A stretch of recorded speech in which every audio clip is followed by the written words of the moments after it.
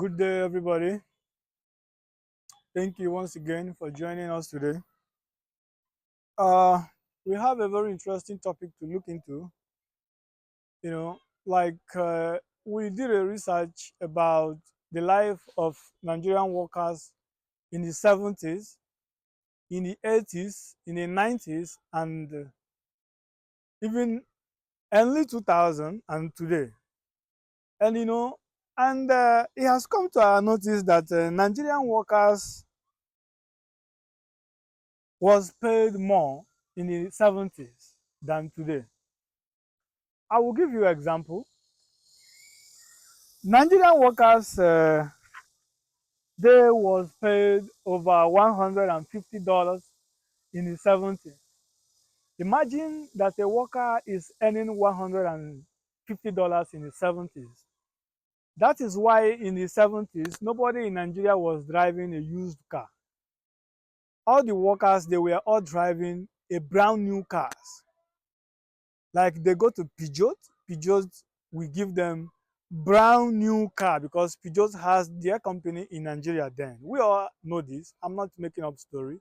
It's verifiable. Some of those who lived in the 70s, they are still living today. And if you do your own personal research, you will find it out that this is just the reality.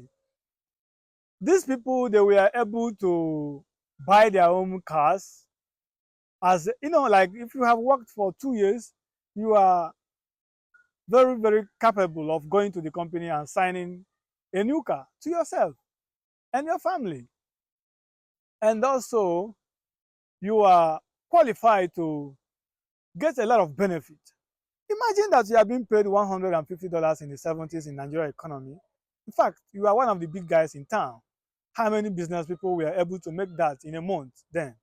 But you as a common worker, I mean the lowest grade, you earn this amount.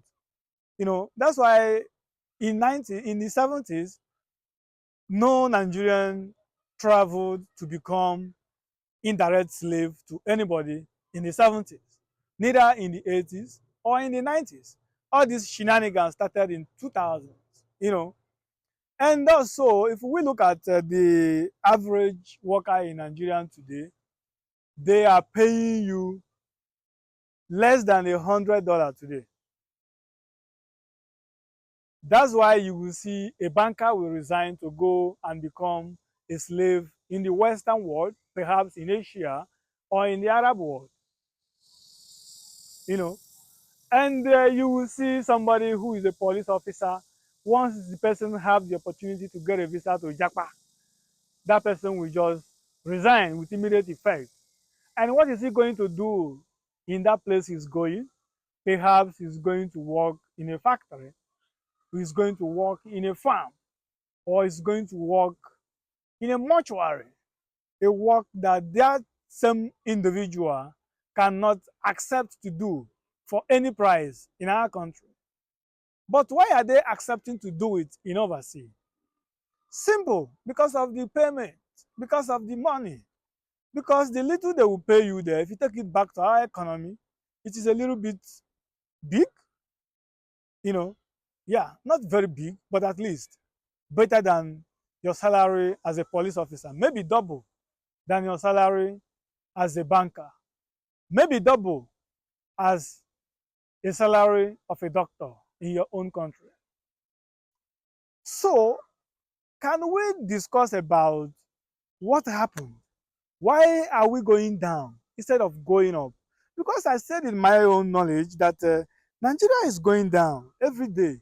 Like Nigeria lack the capacity to tackle corruption because we know that our problem is not lack of wealth, it's not lack of money, it's not lack of opportunity, it's not lack of accessibility, but simple because our politicians are corrupt and none of them is ready to do what is good for the people. Example, the government themselves reported to us that hundreds of thousands of barrels of oil are being stolen in Nigeria every day. And the question I ask is, can you steal a barrel of oil with your hand or just put it in your pocket and walk away that nobody will see you? The answer is no. So for you to steal such amount of oil in a day, you must have need a big tank to come into the country, load the oil, and take it out. And mind you, we have Navy, we have Air Force, we have the Army, we have the police, we have road safety, we have civil defense, and we pay all these people and we promote them. And still, Nigeria is losing such amount of oil, and nobody can be able to tell us these are the people responsible for this corruption. These are the people responsible for this illegal business. Not that alone, Nigeria is a country that produces, when I use Nigeria, I am talking to the entire Africa, because what is happening in Nigeria, worse is happening in your own country. So we use Nigeria as a case scenario because I think Nigeria is like a father to all of you guys. So some of you guys have said that if Nigeria can get it right, perhaps you guys will learn from her. But I will always say to you, as you know, that your problem is you are lazy, but you don't want to accept the fact that you are lazy and you lack the capacity to reason properly. Because you are a sovereign state. You have the right to build your own economy to your own satisfaction. So you cannot put your blame on Nigeria or wait for Nigeria to rise before you will rise. Nigeria can also learn from you, you know. So you wouldn't tell me that, oh, Nigeria is your problem. No, go to Europe, you see a country with less than 1 million population. Luxembourg, how many are they? This is the richest country in the world. How many are they?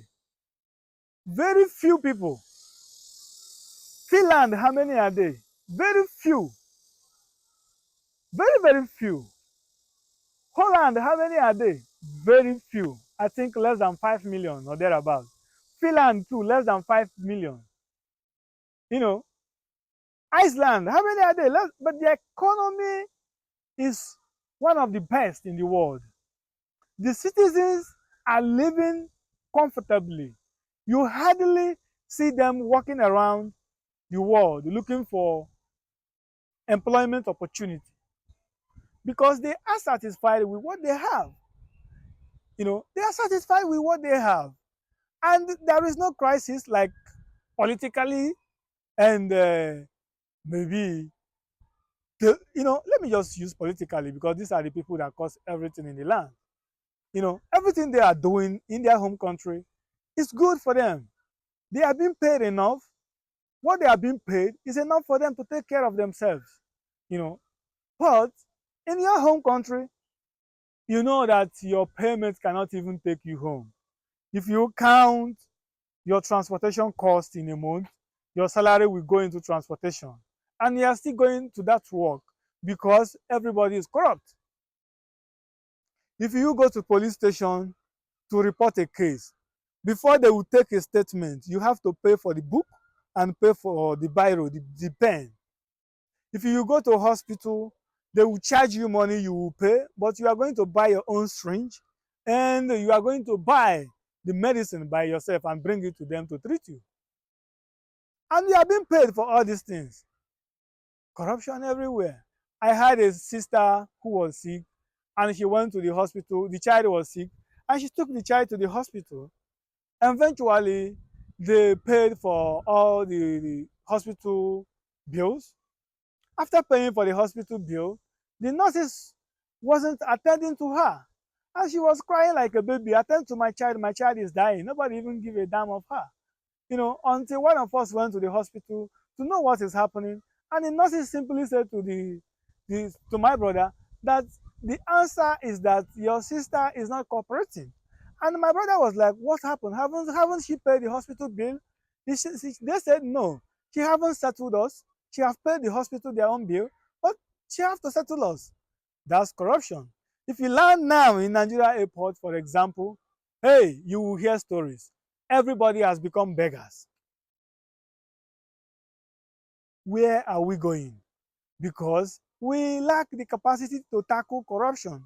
That is why nobody knows again what is right or what is wrong. What people care about now is who is involved.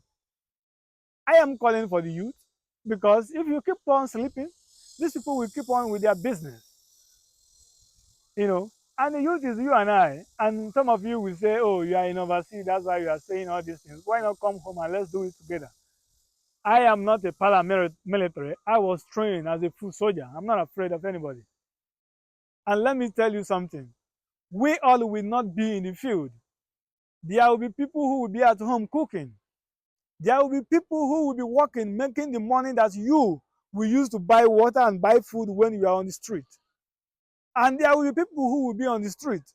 And there will be people who will be dialoguing with those people. And there will be people who will be representing us in court, because there will be court case, yes.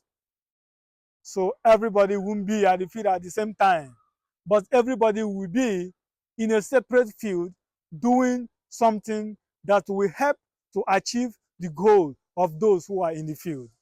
You have to know it. The soldiers who went to fight a war for a country is not the only citizen of that country. But they know that even if they are being destroyed, another troop will come. Even you sitting at home thinking that you are not a soldier, you will be forced to become one when it's needed. So all of us, we are all soldiers. You have to know it, you know.